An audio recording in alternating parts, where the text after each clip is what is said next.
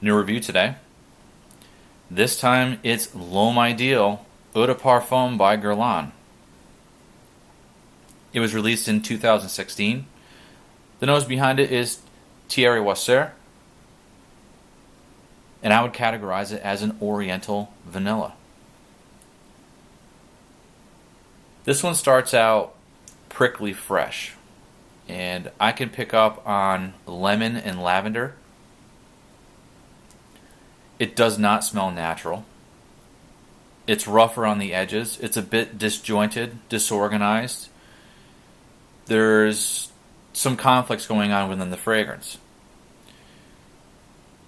Eventually things begin to clear up a little bit after a few minutes. The top burns off. You lose that chemical top. It turns sweeter. And in my opinion, this is where this fragrance begins to resemble a relationship with the feminine line and release of La Petite Robe Noire. It turns into a sweet vanilla and frosty tonka bean type of fragrance. It's quite unbalanced to the sweet side, and there's something about the combination of notes that conjures up mocha. And I'm not going to say that the entire fragrance smells like mocha, but there's something in the background of the fragrance that kind of has that mocha feel to it. The coffee and cream and just a little touch of chocolate.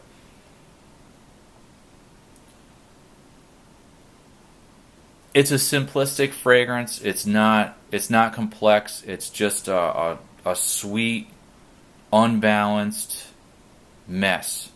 It wants to be smooth. It really tries to be a sophisticated fragrance, but it just doesn't. There's too many aroma chemicals in this that are poorly done.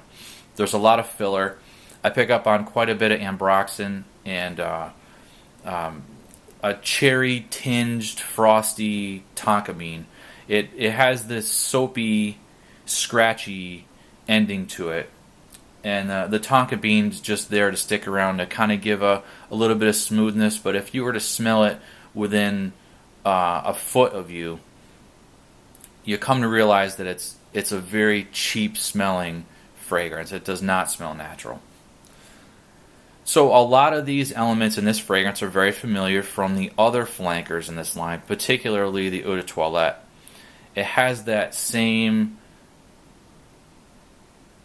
almond, amaretto kind of thing going on, but to me it just smells like cherry tinged tonka beans. It doesn't really have a real almond smell to it. And if you've smelled almond extract, it really doesn't have that much of a similarity to this fragrance. Overall, I think Guerlain tried to take the EDT and smooth it out and make it more refined, but in my opinion, the EDT wasn't really that good. So I view this fragrance more as a polished turd than a real, true, great release from the House of Guerlain. The performance on this is pretty good. I get about 7 to 8 hours total. And if the air moves around where you're at, you're probably going to pick up on it a little bit more. But if you're in an office environment where the air is pretty still, it doesn't really move too far away from your body. Overall, I'm really tired of these mainstream releases from Guerlain because they just seem to fall short.